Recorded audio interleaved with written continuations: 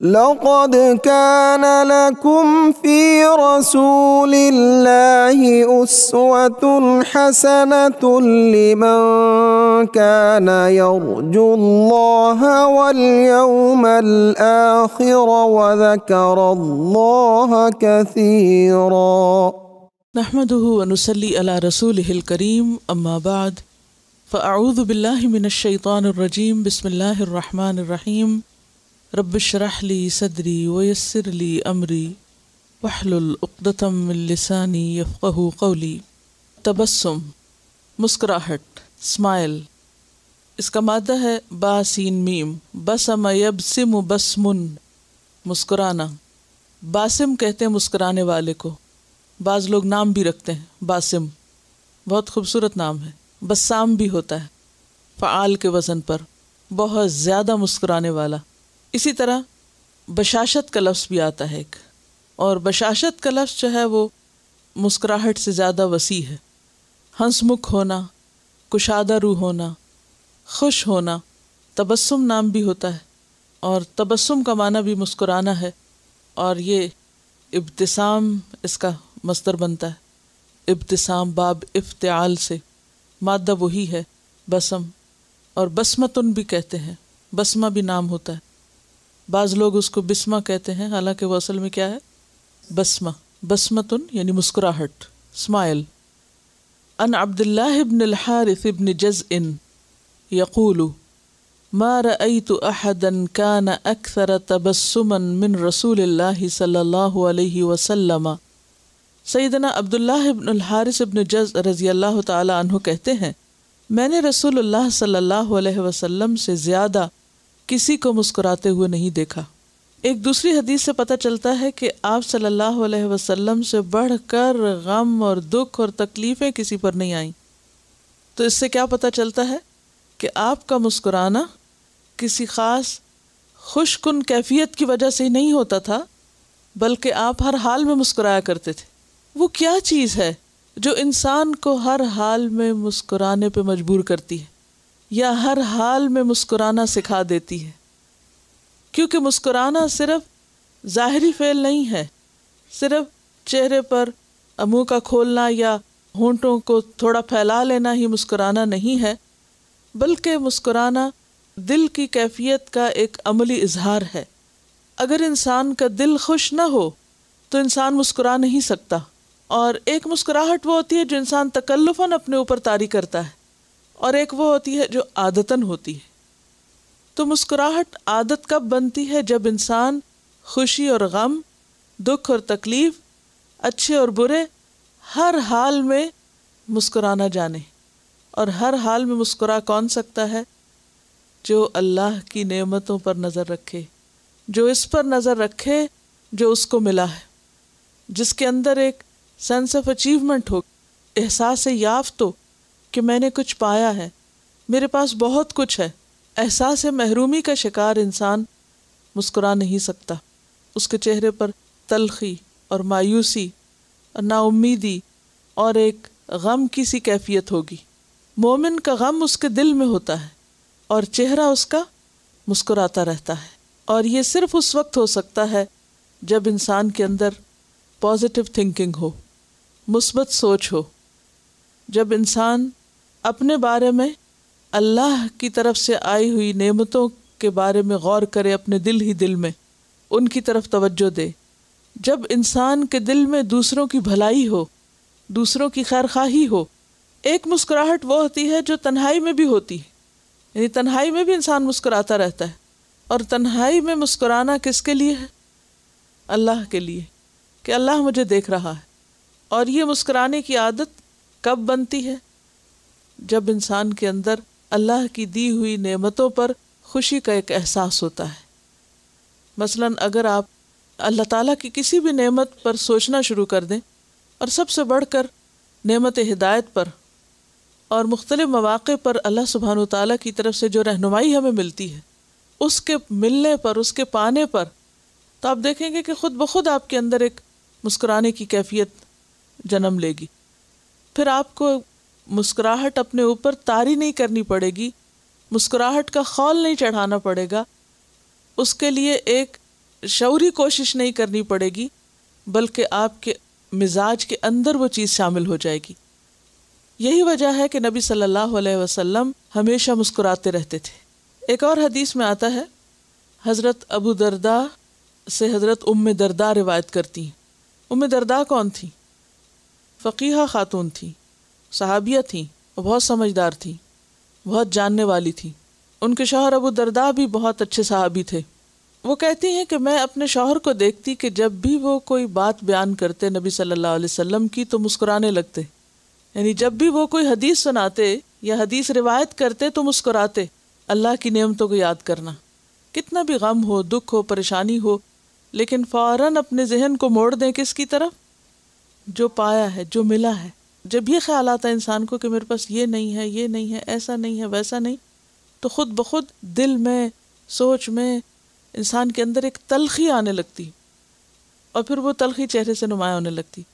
لیکن جو ہی انسان اپنے آپ کو موڑ لے اس طرف کہ میرے پاس یہ بھی تو ہے، یہ بھی تو ہے، یہ بھی تو ہے، تو پھر کیا ہوگا؟ جب خیالات اچھے ہوں گے، سوچ اچھی ہوگی، تو خود بخود آپ مسکرانے لگیں گے۔ دوسری بات، نبی صلی اللہ علیہ وسلم کا طریقہ کہ سب سے زیادہ آپ مسکرانے والے تھے۔ جب اس سنت کو آپ یاد رکھیں، اس مثال کو آپ یاد رکھیں، تو عمل میں مدد ملے گی۔ یعنی جب انسان کسی بھی گھٹن، کسی بھی تنگی تکلیف کا شکار ہو، اور خاص طور پر آپ دیکھیں کہ انسان کو طرح طرح کے خوف لاحق ہوتے ہیں، اور شیطان کا کام کیا ہے؟ انسان کو خوف زدہ کرنا، مایوسی پیدا کرنا۔ ہر آنے والا دن ایک نیا دن ہوتا ہے۔ آج اگر آپ کو کوئی امکانات کسی چیز کے نظر نہیں آ رہے تو ضروری نہیں کہ یہی دن ہمیشہ کے لیے طاری رہے گا۔ یہ اللہ کا کرم ہے کہ ہر سویر کی ایک شام ہو جاتی ہے، اور ہر روز ایک نیا دن نکلتا ہے، اور کل یوم ہوا فی شأن۔ یعنی اللہ کے ہر فیصلے میں خیر ہے، اللہ کے ہر فیصلے میں ہمارے لیے بھلائی ہے۔ عن ابی ذر قال قال لی النبی صلی اللہ علیہ وسلم لا تحقرن من المعروف شیئا ولو ان تلقى اخاك بوجه طلق، رواہ مسلم کتاب البر والصلہ۔ سیدنا ابو ذر رضی اللہ عنہ سے روایت ہے کہ رسول اللہ صلی اللہ علیہ وسلم نے مجھ سے فرمایا، یعنی خاص ابو ذر سے کہا، نیکی میں سے کسی چیز کو حقیر نہ سمجھو، اگرچہ تم اپنے بھائی سے کشادہ پیشانی سے ملو۔ تو مراد اس سے کیا ہے؟ مسکراتے ہوئے چہرے کے ساتھ۔ اب دیکھیں کہ انسانوں کا باہم میل ملاپ، انٹریکشن، یہ ترقی کی بنیاد ہوتا ہے۔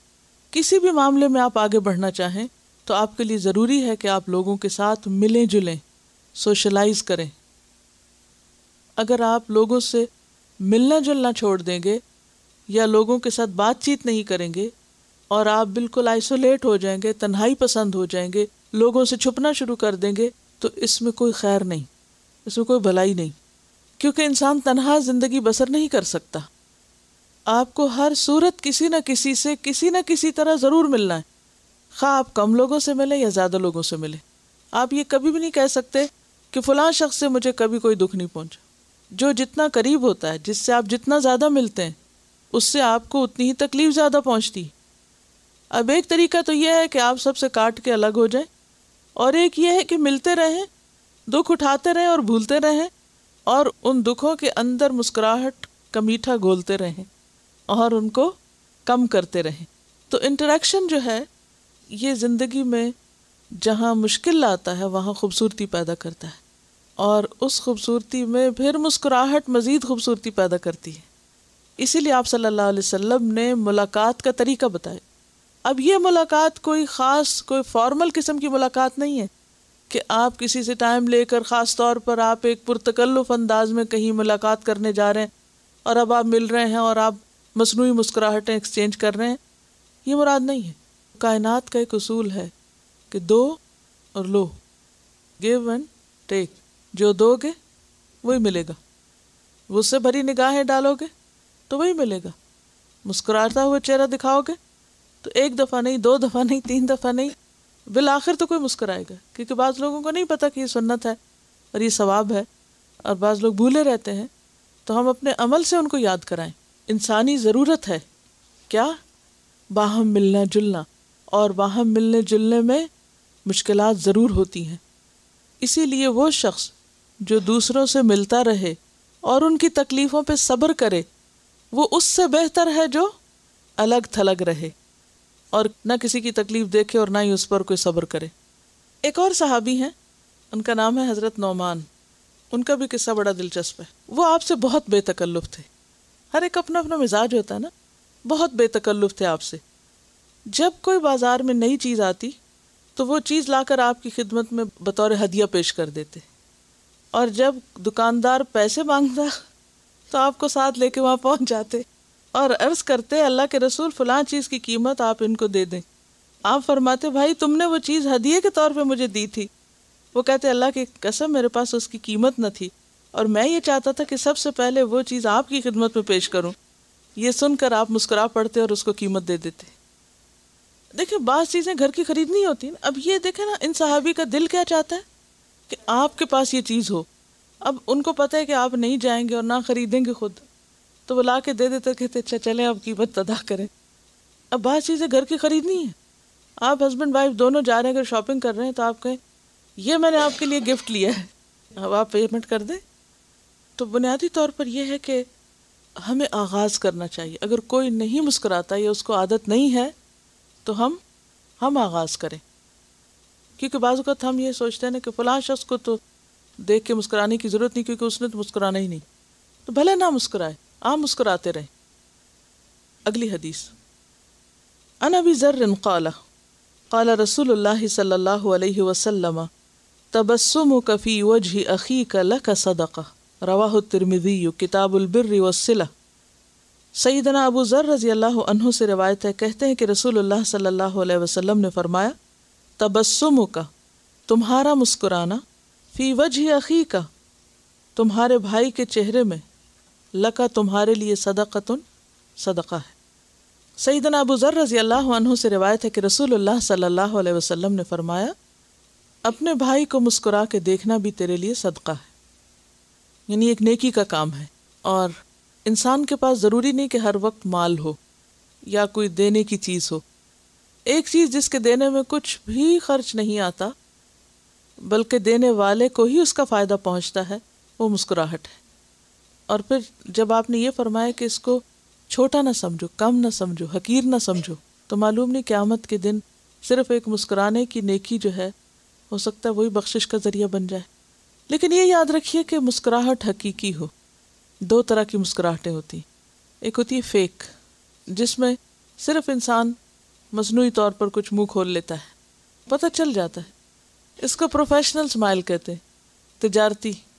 لیکن ایک ہوتی ہے حقیقی مسکراہٹ، اور جو حقیقی مسکراہٹ ہوتی ہے وہ انسان کے نہ صرف یہ کہ ہونٹوں پہ ہوتی ہے بلکہ اس کے ساتھ ساتھ اس کی آنکھوں سے بھی اور اس کے باقی جسم کے اعضاء سے بھی پتہ چل رہی ہوتی ہے، پوری شخصیت کی نمائندگی کر رہی ہوتی ہے، اس کے دل کا حال بیان کر رہی ہوتی ہے۔ اور اسی لیے آپ نے دیکھا ہوگا کہ بعض جو میتیں ہوتی ہیں مرنے کے بعد بھی ان کے چہرے پہ مسکراہٹ محسوس ہوتی ہے، کیونکہ اگر زندگی میں عادت ہوگی تو موت کے وقت بھی انشاءاللہ اور مرنے کے بعد بھی اگر دل صاف ہو تو حقیقی مسکراہٹ آتی ہے۔ پھر آپ کو تکلف کرنے کی ضرورت نہیں ہوتی، کیونکہ جب آپ کے دل میں دوسروں کے خلاف باتیں ہوتی ہیں تو پھر آپ کے لیے خود کو پش کرنا پڑتا ہے، اور پھر بعض اوقات وہ پھر اوپر سے ہوتی ہے، اس کا وہ اثر نہیں ہوتا کہ جو ہونا چاہیے۔ اور اس کے کچھ فائدے بھی بتائے جاتے ہیں کہ انسان کے مزاج پر، جسم پر مسکراہٹ کے کیا فائدے ہیں۔ بعض لوگوں کے مسلز نہیں ہوتے مسکرانے کے تو اس کی سرجری کرنی پڑتی ہے، یعنی علاج کرنا پڑتا ہے اس کا۔ یہ کتنی اللہ کی نعمت ہے کہ اس نے ہمیں ایک چیز دی ہے اور ہم اس کو استعمال ہی نہیں کر رہے۔ اور خاص طور پر جو مسکرانا صدقہ ہے، یہ کتنی خوبصورت بات ہے۔ اس سے پتہ چلتا ہے کہ ایک انسان کتنا نفع بخش انسان ہے، یعنی فائدہ دینے والا ہے۔ یعنی اگر آپ کسی کو کچھ نہیں دے رہے، صرف اسمائل ہی دے رہے ہیں، تو بھی آپ دوسرے کو کیا پہنچا رہے ہیں؟ فائدہ، کیونکہ آپ کو دیکھ کر وہ مسکرائے گا، کیونکہ فیشل فیڈ بیک آئے گی نا، تو جیسے آپ ریئیکٹ کریں گے وہ سامنے والا بھی کرے گا۔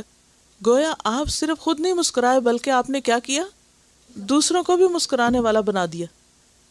چہرے کی ایکسرسائز ہوتی رہتی ہے نا، تو چہرے پہ جھریاں بھی پھر کم پڑتی۔ مسکرانے سے جو انڈورفنس سیکریٹ ہوتے ہیں وہ نیچرل پین کلر ہیں، یعنی باڈی کو اندر ہی اندر ہیل کریں گے اور ریلیکس کریں گے۔ ایک اور بات یہ ہے کہ یہ سوشل انٹیلیجنس کی علامت بھی ہے، کی ورڈ ہے سوشل انٹیلیجنس۔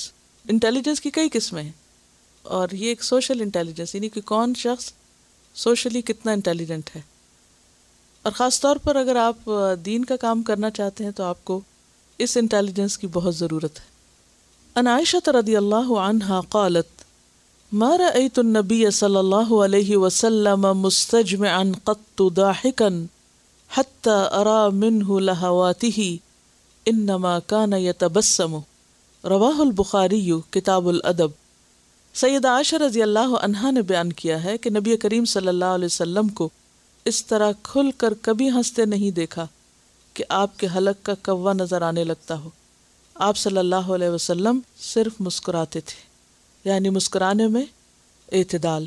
جیسا کہ ایک دوسری حدیث میں آتا ہے، حضرت ابو ہریرہ رضی اللہ تعالیٰ عنہ کی حدیث ہے، آپ صلی اللہ علیہ وسلم نے فرمایا اقلہ، اور ایک اور روایت میں آتا ہے لا تکثرو. اقلہ کا مطلب قلیل کرو، لا تکثروا الضحک، بہت زیادہ مت ہنسو. فإن کثرة الضحک تمیت القلب، کیونکہ بہت زیادہ ہنسنے سے دل مردہ ہو جاتا ہے. آپ نے دیکھا ہوگا کہ جب آپ بہت زیادہ کہکے لگا لیں یا بہت زیادہ ہنس لیں تو اس کے فوراً بعد وہ جو خاموشی کا وقفہ ہوتا ہے اس میں ایک اداسی بھی ہوتی ہے، اور ایسا لگتا ہے جیسے کوئی چیز کھو سی گئی ہو. لیکن اگر آپ مسکراتے رہیں تو مسکراہٹ کے اینڈ پر آپ کو ایک خوشی سی محسوس ہوتی رہے گی، یعنی وہ ایک کنٹینیوس پروسیس ہوگا. جبکہ ایکسٹریم رویے کیا ہوتے ہیں، یا بہت سنجیدہ کوئی بات ہی نہیں کرنی، اور یا پھر خوب شور مچا کے ہنسنا، اور اس کے بیچ میں کوئی چیز نہیں. تو یا ادھر یا ادھر، یہ پسندیدہ صورتحال نہیں ہوتی. اصل پسندیدہ چیز کیا ہے؟ درمیان میں رہے انسان، اعتدال میں رہے. نبی صلی اللہ علیہ وسلم کا طریقہ کیا تھا؟ اعتدال. غم ہے تو بھی، خوشی ہے تو بھی، بہت زیادہ خوشی کی بات ہے تو بھی اپنے حد کے اندر، اور بہت غم کی بات ہے تو بھی حد کے اندر. کیونکہ ایسے رویے پر انسان کو ملامت نہیں ہوتی. گلٹ کب ہوتی ہے؟ جب آپ ہائپر ہو جاتے ہیں، غصے میں یا غم میں یا خوشی میں یا کسی بھی چیز میں بہت زیادہ کوئی چیز کر لیتے ہیں، اور پھر اس کے بعد دوسرا اس کا ریاکشن کیا ہوتا ہے؟ آپ کچھ بھی کرنے کے قابل نہیں رہتے. لیکن اگر آپ درمیانی رفتار سے چلتے رہیں تو چلتے رہیں گے. آپ نے دیکھا ہوگا اگر آپ ٹریڈ مل پہ جاتے ہوں تو مثال کے طور پر اگر آپ شروع میں ہی ہائی سپیڈ پر شروع کر دیں تو کیا کریں گے؟ تھوڑی دیر میں اکتا جائیں گے، تھک جائیں گے اور بند کر دیں گے. لیکن اگر آپ تھوڑے سے شروع کریں، سٹیپ بائی سٹیپ، اور پھر بھی درمیان میں ہی رہیں تو آپ جتنی دیر چاہیں آپ اس پر واک کر سکتے ہیں. تو دیر تک کام کرنے کا نسخہ کیا ہے؟ اعتدال. ایک اور چیز جو کہ ہمیں نبی صلی اللہ علیہ وسلم کے اسوہ حسنہ میں ملتی ہے وہ ہے غیر معمولی حالات میں مسکرانا. مثلا اگر کوئی شخص خاموش ہے، کوئی آپ کو کچھ نہیں کہہ رہا، آپ اس کو دیکھ کے مسکراتے ہیں. کیونکہ جیسے ایک صحابی کہتے ہیں کہ آپ صلی اللہ علیہ وسلم جب بھی میری طرف دیکھے تو ہمیشہ مسکرائے. کبھی ایسا نہیں ہوا کہ آپ نے میری طرف دیکھا اور آپ مسکرائے نہ ہوں. اب آپ دیکھیے کہ اگر کوئی کچھ نہیں کہہ رہا، خاموش بیٹھا، آپ اس کو دیکھتے ہیں، آپ مسکرا پڑتے ہیں. آپ کے کسی دوستی یا تعلق ہے، آپ اسے دیکھ کے مسکرا پڑتے ہیں. لیکن اصل پتہ انسان کا اس وقت چلتا ہے کہ جب کوئی کسی کے ساتھ بدتمیزی کر رہا ہو، کسی پہ زیادتی کر رہا ہو، اور وہ شخص اس وقت مسکرائے. یہ ہے اصل مسکرانا، کہ کسی کی زیادتی کے وقت مسکرانا. اور یہ مثال ہمیں نبی صلی اللہ علیہ وسلم کی سنت سے ملتی ہے. اس کے بارے میں متفق علیہ روایت ہے بخاری اور مسلم کی. حضرت انس رضی اللہ تعالیٰ عنہ کہتے ہیں میں رسول اللہ صلی اللہ علیہ وسلم کے ساتھ چل رہا تھا. آپ کے اوپر موٹے کنارے کی نجرانی چادر تھی.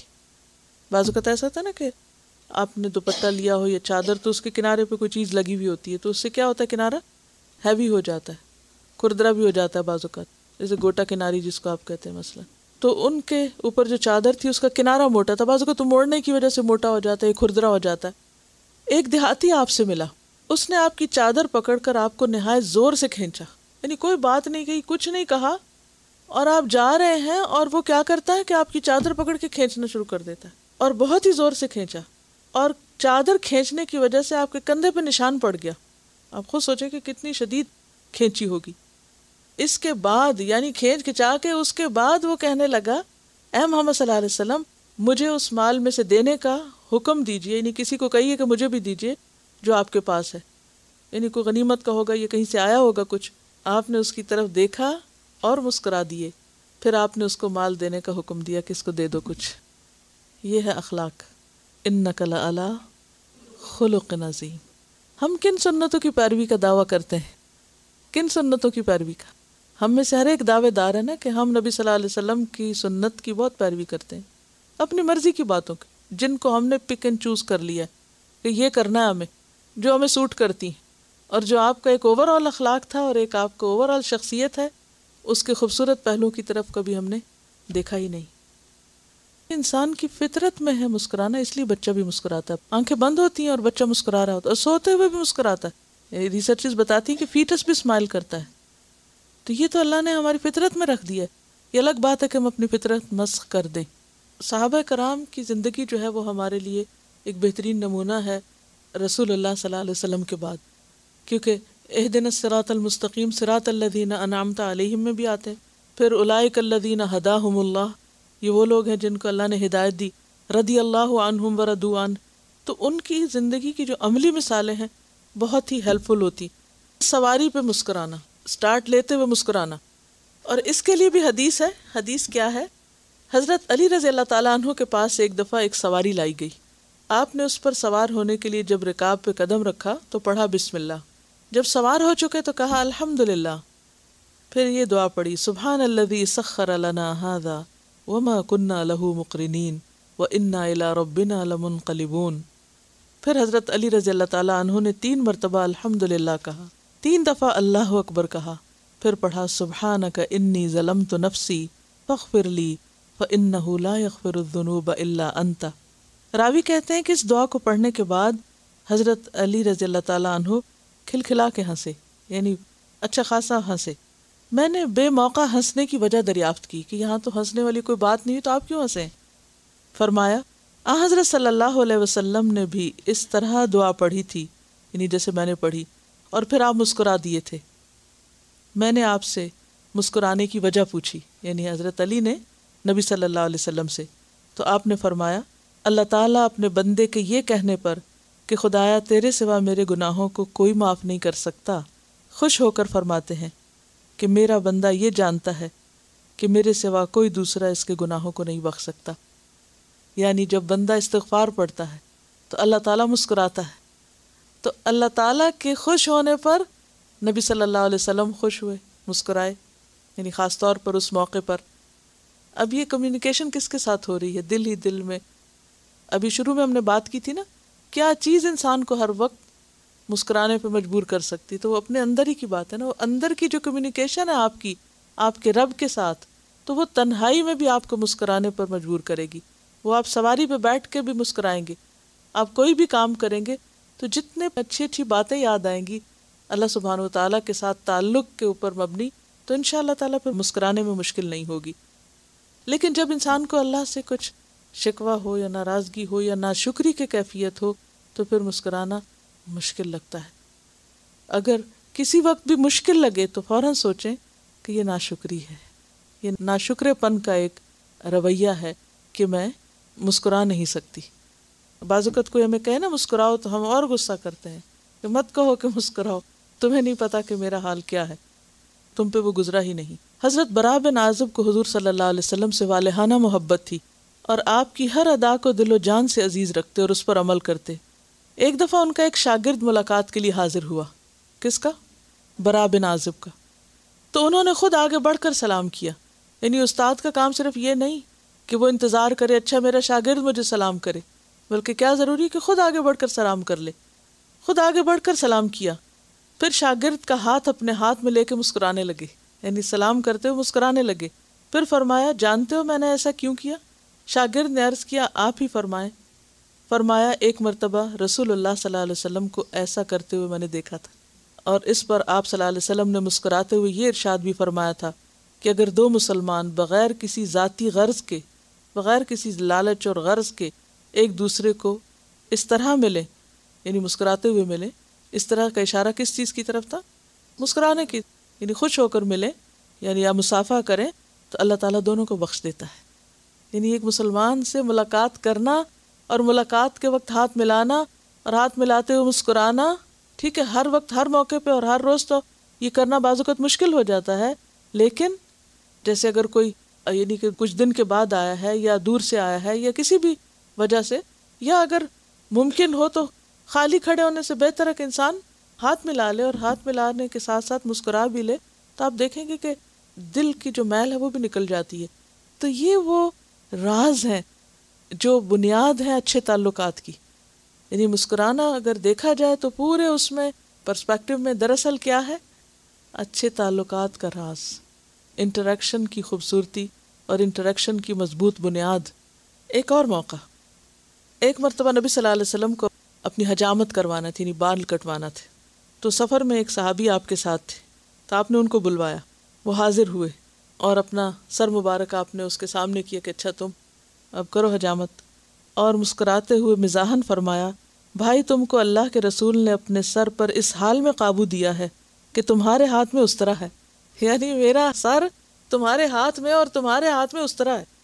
تو اس پر اس نے عرض کیا، میرے ماں باپ آپ پہ قربان ہو، اللہ کا مجھ پر احسان ہے کہ اس نے مجھ جیسے کو آپ کے بال تراشنے کی سعادت بخشی ہے.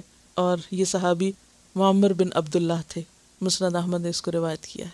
تو اس سے کیا پتہ چلتا ہے کہ روزمرہ کے چھوٹے چھوٹے کاموں میں، ڈرائیونگ کرنے لگے ہیں، سواری پہ بیٹھے ہیں، سوار ہوئے ہیں، کوئی بھی کام کر رہے ہیں، تو اس میں کوئی بہانہ ڈھونڈ لیجیے مسکرانے کا. حضرت ام قیس کا ایک واقعہ ہے چھوٹا سا. ام قیس کا بیٹا فوت ہو گیا، تو وہ اس میں بہت ایک طرح سے بدحواس ہو گئی، کیونکہ بعض اوقات بدحواسیاں بھی مسکراہٹ کا سبب بن جاتی نا. تو جو بیٹے کو غسل دے رہا تھا ان سے کہنے لگی، میرے بچے کو ٹھنڈے پانی سے غسل نہ دینا ورنہ یہ مر جائے گا. آپ صلی اللہ علیہ وسلم کو یہ بات پہنچی تو آپ مسکرا دیے اور ان کو طویل عمر کی دعا دی صحابیہ کو. چنانچہ ان خاتون نے تمام عورتوں سے زیادہ عمر پائی. اب آپ دیکھیے کہ بعض اوقات انسان سے ایسے بدحواسی کے واقعات ہو جاتے ہیں، اگر ہمیں پتہ چلے تو ہمارا تبصرہ کیا ہوتا ہے؟ بے وقوف، احمق، یہ کوئی بات تھی کرنے کی. نبی صلی اللہ علیہ وسلم نے جب سنا، اور آپ دیکھیے کہ بظاہر اس میں مسکرانے کا کوئی موقع لگتا نہیں کہ اب بیٹا فوت ہو گیا ہے اور اس موقع پر ایسے یعنی گھبراہٹ میں الفاظ منہ سے نکل گئے ہیں، کیونکہ ماؤں کو ہر وقت بچوں کی فکر ہوتی ہے نا. ایک ماں کا دل ہے نا، بچے کو کوئی اٹھائے، بچے کو کوئی نہلائے، کوئی کچھ کرے تو ہم ساتھ ساتھ بولتے چلے جاتے ہیں، دیکھو اس کو یہ نہیں کھلانا، اچھا وہ نہیں کر، انکانشیسلی کچھ کچھ کہہ رہے ہوتے ہیں. تو ان کے منہ سے بھی اسی طرح نکل گیا. تو بعض اوقات انسانوں سے بدحواسی میں بہت کچھ منہ سے نکل جاتا ہے. تو ایسی چیزوں کو چھیڑ بنانے کی بجائے یا کسی کا مذاق اڑانے کا ذریعہ بنانے کی بجائے یا اس کے اوپر اس طرح کے کمنٹ پاس کرنے کی بجائے دعا دینی چاہیے. وآخر دعوانا ان الحمد للہ رب العالمین. سبحانک اللہم وبحمدک اشہد ان لا الہ الا انت استغفرک واتوب الیک. السلام علیکم ورحمۃ اللہ وبرکاتہ. لقد كان لكم في رسول الله أسوة حسنة لمن كان يرجو الله واليوم الآخر وذكر الله كثيرا.